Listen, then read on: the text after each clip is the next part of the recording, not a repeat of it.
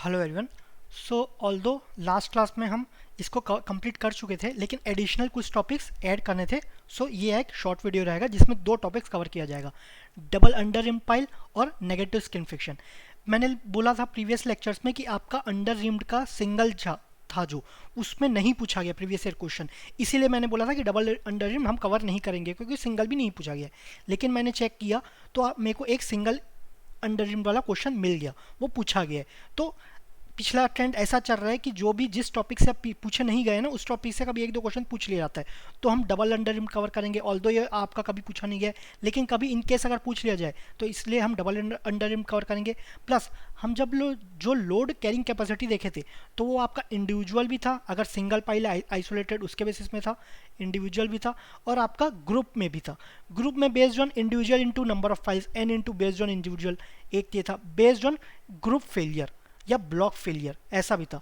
तो हम जब नेगेटिव फ्रिक्शन है वो सिंगल के में तो कंसिडर किए हैं, जब ग्रुप होता है उसमें क्या नेगेटिव फ्रिक्शन का क्या इंपैक्ट पड़ेगा वो हम डिस्कस करेंगे। ठीक है, तो स्टार्ट करते हैं हम डबल अंडर रिम पाइल। कोई अगर अब तक आप सिंगल अंडर रिम पाइल या single pile load carrying capacity सब समझ चुके हो, सो इसमें कोई दिक्कत नहीं आएगी। ठीक है, सपोज मैं अलग से ग्राफ बनाता हूँ, उसमें थोड़ा छोटा बना है, ये आपका पाइल है सपोज। अब यहाँ पर आप कुछ ही डेप्थ तक जा सकते हो और आपको लोड ज़्यादा है, बढ़ाना है, तो क्या करोगे? अगर सिंगल अंडर रिम बनाए, फिर आप बोले नहीं अभी लोड बढ़ा है लेकिन और लोड बढ़ाना है और ज़्यादा ही लोड चाहिए, तो आप डबल प्रोवाइड कर दिए। ठीक है, तो लोड कैरिंग कैपेसिटी बढ़ जाएगा बिना पाइल का डेप्थ को बढ़ाए। ठीक है, ये आप लाइन छोड़ दो, ये आपका इधर है। तो अब क्या होगा, जो आपका लोड कैरिंग कैपेसिटी होगा, सपोज ये क्यू यू, इसको कौन कौन सा लोड रजिस्ट करेगा? एक तो एंड बियरिंग रजिस्ट करेगा, कोई बात नहीं। यहाँ पर फ्रिक्शन होगा, इसको अभी छोड़ देते हैं, यहाँ पर फ्रिक्शन होगा। ठीक है, यहाँ पर एक और फ्रिक्शन होगा। अब यहाँ पर क्या होगा? यहाँ पर एंड बियरिंग होगा, एंड बियरिंग यहाँ पर हुआ। कुछ लोग बोलेंगे यहाँ पर भी होगा ना, नहीं, यहाँ पर क्या है? यहाँ पर आपका सॉइल है, यहाँ पर आपका सॉइल है, तो यहाँ पर क्या होगा? यहाँ पर भी आपका फ्रिक्शन होगा, ध्यान रखना। यहाँ पर एंड बियरिंग, यहाँ पर एंड बियरिंग नहीं होगा, यहाँ पर क्या हो जाएगा? फ्रिक्शन हो जाएगा। सो अब आपको पता है यहाँ पर और यहाँ पर आपका फ्रिक्शन है, मतलब टोटल लेंथ अगर एल है, टोटल लेंथ अगर एल है और ये आपका एक्स है, तो एक्स एल में एक्स लेंथ छोड़ के वहां पर आपका फ्रिक्शन हुआ है ना, कहाँ? Between soil and pile. ठीक है, लेकिन एक्स में भी होगा, एक्स में जो फ्रिक्शन होगा बिटवीन सॉइल एंड सॉइल होगा, तो सॉइल एंड सॉइल है तो अल्फा इज इक्वल टू क्या हो जाएगा? इस केस में अल्फा इज इक्वल टू 1 हो गया। और यहाँ पर आपका एंड बियरिंग रहेगा। ठीक है, अब यहाँ पर का फॉर्मूला बहुत आसान है, एंड बियरिंग आपका यहाँ और यहाँ, फ्रिक्शन आपका यहाँ पर और यहाँ पर तो सेम रहेगा, यहाँ पर आपका अलग हो जाएगा। ठीक है, फॉर्मूला लिखते हैं आपका पहले तो end bearing due to this, तो इसका एरिया क्या है? Pi by 4 D square. अब ये ध्यान रखना, मैंने कई सारे क्वेश्चंस में मैंने शायद कभी एक्सप्लेन नहीं किया हो, एरिया की जगह हमेशा मैंने पाई बाई 4 डी स्क्वायर लिया है, तो वहाँ मैंने बाई डिफॉल्ट एज्यूम कर लिया है कि वो सिलेंडर है, मतलब उसका बेस क्या है? सर्कल है। कभी कभी हो सकता है कि स्क्वायर है, तो उसका एरिया क्या हो जाएगा? उसका एरिया आपका लेंथ स्क्वायर हो जाएगा, जो भी इसका लेंथ स्क्वायर होगा, सॉरी जो भी इसका लेंथ होगा, स्क्वायर का डायमेंशन होगा लेंथ, उसका स्क्वायर हो जाएगा। ये लेंथ रहेंगे, ये length, length of cross section उसका स्क्वायर हो जाएगा। ठीक है, अगर आपका रेक्टेंगल है तो लेंथ इंटू विड्थ हो जाएगा, क्रॉस सेक्शन ऑफ रेक्टेंगल जो भी है। तो बाय डिफॉल्ट मैंने पाई बाई 4 डी स्क्वायर लिया। अगर और अच्छे से चाहिए तो Q U is equal to A into B, ये लिख सकते हैं, ए इंटू बी। लेकिन सपोज ये आपका, अच्छा अंडर रिम पूछा गया है ना, तो यहाँ पर हमेशा सिलेंड्रिकल ही रहता है, ये भी सिलेंड्रिकल, ये भी सिलेंड्रिकल। ठीक है, तो यहाँ पर पाई बाई 4 डी स्क्वायर ही आएगा, लेकिन कभी कभी सिंगल पाइल में आपका स्क्वायर क्रॉस सेक्शन भी रह सकता है, ये ध्यान रखना। तो इसका एंड बियरिंग का pi by 4 D square into C N C, इसमें कोई प्रॉब्लम नहीं है। यहाँ पर सी 1 ले लेते हैं, क्यों? क्योंकि सी बहुत सारे आने वाले हैं, यहाँ पर है, यहाँ पर है, फिर यहाँ पर होगा, यहाँ पर होगा। ठीक है, pi by 4 D square plus and bearing, और क्या होगा? पहले एंड बियरिंग का निकाल लेते हैं, यहाँ पर भी होगा ना एंड बियरिंग। टोटल कितने एरिया पे होगा? ये तो उसका ओवरऑल डायमीटर है, इतना एरिया छोड़ के यहाँ पर पूरा होगा, तो ये कितना डायमीटर? टोटल आपका अगर डीबी है, diameter of bulb minus this, तो ये क्या हो जाएगा? Pi by 4 into D B square. ये क्या होगा? Overall area, over cross sectional area, लेकिन हमें ये पाई का एरिया माइनस करना होगा ना, तो माइनस डी स्क्वायर, ये हुआ। अब इसमें आपका अगेन C1 एन सी था, तो यहाँ क्या हो जाएगा? यहाँ पर आपका C2 एन सी हो गया। यहाँ पर कोहेजन कितना है? ये हो गया, प्लस इसको हटा दो, प्लस अब क्या? Skin friction. तो स्किन फ्रिक्शन आपका बिटवीन सॉइल एंड पाइल निकाल लेते हैं, वो कितने लेंथ पे हो रहा है? एल तो टोटल है लेंथ, एक्स माइनस कर देंगे तो एल माइनस हो जाएगा, एक्स हो जाएगा। अब एल माइनस एक्स का पहले तो कर्व सरफेस एरिया, तो कर्व सरफेस से pi d l minus x, l minus x, ये हो गया। प्लस और क्या हो जाएगा? ये आपका अल्फा सी ए, अल्फा सी ए, ये हो गया। और कुछ होगा क्या? अब दूसरा होगा यहाँ पर pi d x plus pi d x c a, आपका एडिशनल ये हो गया, ठीक है। पाई d x c A, C a क्या है आपका, ये है आपका एवरेज कोहेजन या कोहेजन अलोंग द लेंथ, ठीक है, एवरेज कोहेजन या कोहेजन अलोंग द लेंथ, ये आपका हो गया लोड कैरिंग कैपेसिटी, ठीक है। वो यहाँ पर सॉरी वो यहाँ पर लिखा गया है, यहाँ पर क्यू डी, इसको क्यू डी ले लिया गया है, क्यू डी, तो ये क्या हो गया c one n c plus pi by four d square. C one कौन सा हुआ, ये आपका यहाँ पर c one into n c pi by four d square, ये आपका यहाँ पर का एंड बियरिंग हो गया। यहाँ पर क्या है pi by four D B square minus D square, यहाँ पर जो एंड बियरिंग में लग रहा है आपका ये हो गया पाई बाय फोर, लेकिन डी बी स्क्वायर करेंगे तो ओवरऑल हो जाएगा, ओवरऑल तो नहीं लेना ना, इतना एरिया हमको हटाना है, इतना एरिया हमको हटाना है, तो इतना बचा कितना डी बी माइनस डी, तो pi by four D B square minus area है ना pi by four D B square minus D square, ठीक है। तो ये इतना एरिया पाइल का एरिया माइनस हो गया, उसमें तो एंड बेरिंग यहाँ पर ऑलरेडी हम डिस्कस कर चुके हैं, ठीक है। ये हो गया, ये आपका C2NC, यहाँ पर C1 था, यहाँ पर आपका क्या हो गया C2 हो गया, ठीक है। अब आपका बचा स्किन फ्रिक्शन, स्किन फ्रिक्शन एक तो यहाँ और यहाँ लगेगा, यहाँ पर मटेरियल सेम है between soil and length of pile, ठीक है। तो यहाँ पर हो गया pi d l alpha c, alpha c ये आपका pi d l minus x, total length कितना एल, एक्स लेंथ हटा के टोटल एल माइनस एक्स पे अल्फा सी ए क्या है आपका एवरेज कोजन या cohesion along the length of the pile, ठीक है। अब यहाँ पर भी तो आपका लगेगा ना आपका स्किन फ्रिक्शन, तो ये क्या होगा, ये आपका pi d l minus x होगा, सॉरी ये आपका पाई डी और लेंथ कितना है आपका एक्स, तो ये हो जाएगा पाई, यहाँ पर डी बी, ये इंटू नहीं है, ये आपका एक्स हो जाएगा। डायमीटर क्या है यहाँ पर डी बी है डायमीटर ऑफ बल्ब, तो पाई डी एक्स, ये एक्स है आपका, इंटू अल्फा सी ए, इंटू अल्फा सी ए। अब बिटवीन अल्फा क्या adhesion factor between soil and soil, soil and soil में क्या हो जाएगा, ये आपका वन होता है, तो ये जो सी ए, ये यहाँ पर alpha is equal to one पट के यहाँ पर सी ए आ गया, ठीक है। बहुत सिंपल है, कोई दिक्कत की बात नहीं है, ऑल्दो ये कभी पूछा नहीं गया, लेकिन इन केस कभी पूछ दिया गया है तो आप कॉन्सेप्ट समझ जाना है, ये फॉर्मूला रटने का कोई मतलब नहीं है, आपको ये पता होना चाहिए कि कहाँ कहाँ पर लोड लग रहा है। अगर सपोज इसमें बोला जाए ये हुआ है ना, ये आपका बल्ब है, ये आपका बल्ब है, ठीक है, और ये हुआ। अब बोला कि अपलिफ्ट प्रेशर निकालना है, अपलिफ्ट प्रेशर तो क्या क्या फोर्स लगेगा, किसके कारण रेजिस्टेंस होगा, एक तो आपका ये स्किन रेजिस्टेंस होगा, यहाँ पर भी स्किन रेजिस्टेंस होगा, यहाँ पर कोई प्रॉब्लम नहीं है, यहाँ पर आपका एंड बेयरिंग रेजिस्ट करेगा, ये एंड बेयरिंग, ठीक है। और यहाँ पर क्या है, यहाँ पर सॉइल होगा ना, तो सॉइल होगा तो यहाँ पर एंड बेयरिंग नहीं लगेगा, ये ध्यान रखना, यहाँ पर एंड बेयरिंग नहीं होगा, ये क्या होगा, यहाँ पर भी स्किन फ्रिक्शन रेजिस्ट करेगा, लेकिन यहाँ पर जो अल्फा हो जाएगा वो वन हो जाएगा, क्योंकि बिटवीन किसके सॉइल एंड सॉइल के बीच में, ठीक है, ये फोर्स लगेगा।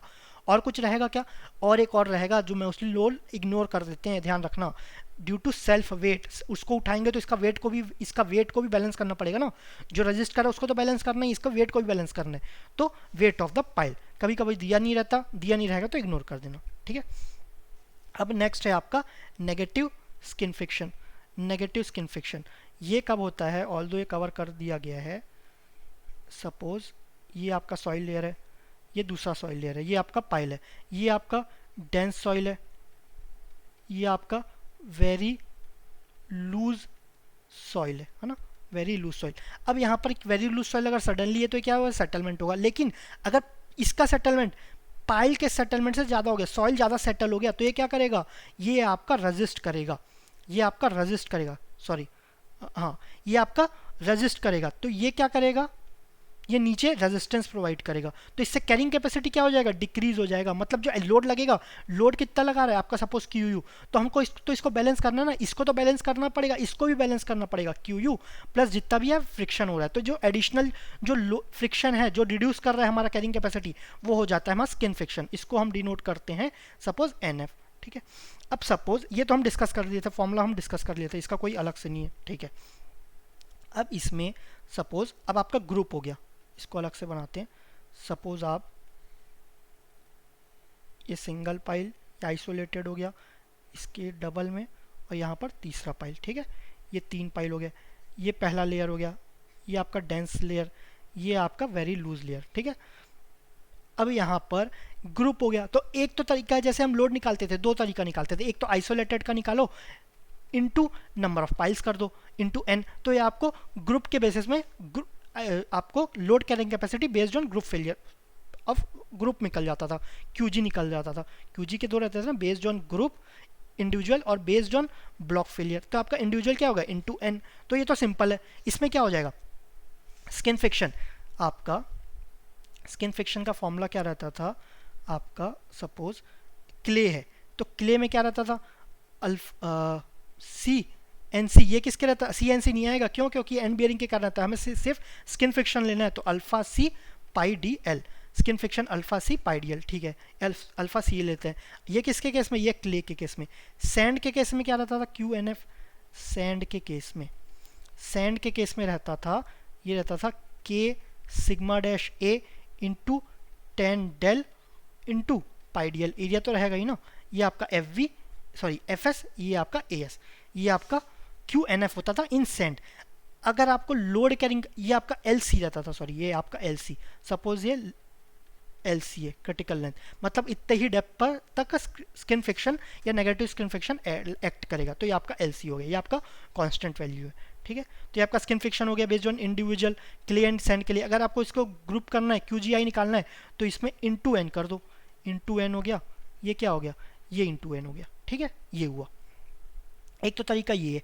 अब आपको ग्रुप बेस्ड निकालना है, क्यूजीबी क्या है, based on block shear failure, तो based on block shear failure में क्या निकालेंगे, ये आपका के सिग्मा डैश ए, ये तो सेम रहेगा ना, एवरेज शियर स्ट्रेस यहाँ पर, ठीक है, इस पॉइंट पे निकालना है एवरेज शियर स्ट्रेस, ध्यान रखना इस पॉइंट पे निकालते हैं हम एवरेज शियर स्ट्रेस।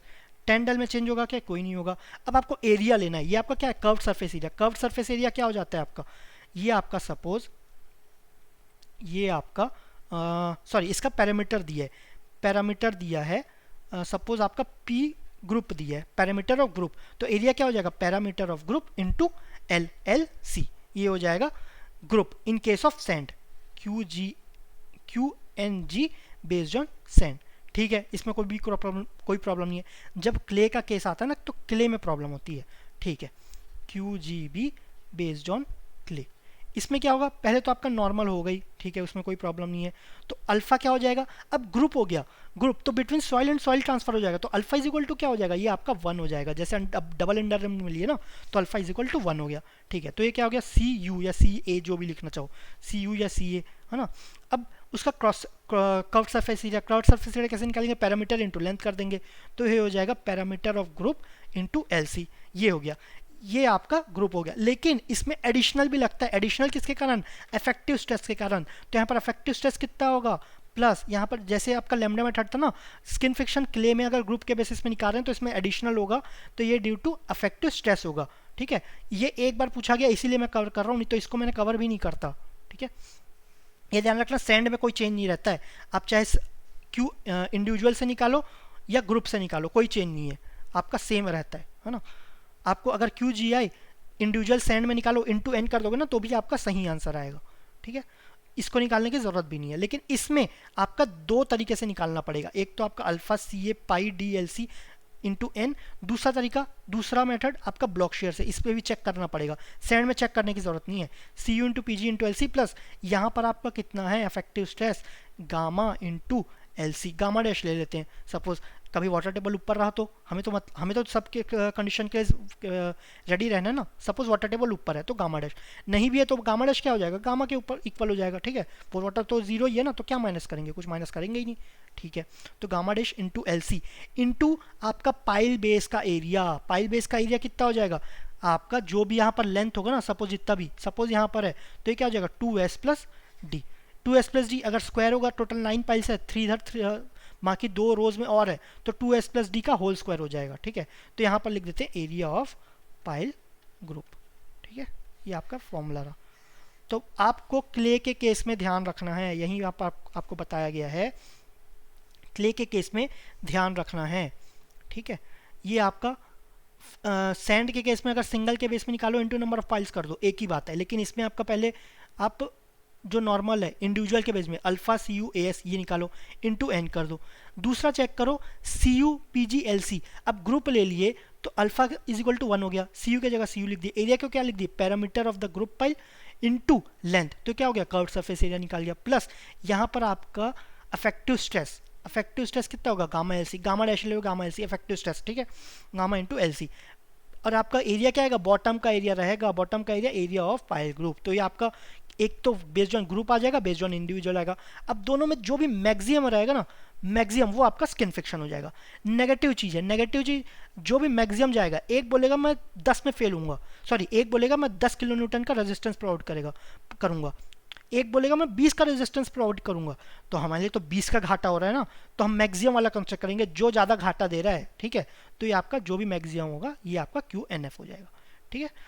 ओके, इस ये एक बार क्वेश्चन पूछा गया है, इसको न्यूमेरिकल्स में भी हम डिस्कस करेंगे। Okay, so thank you very much.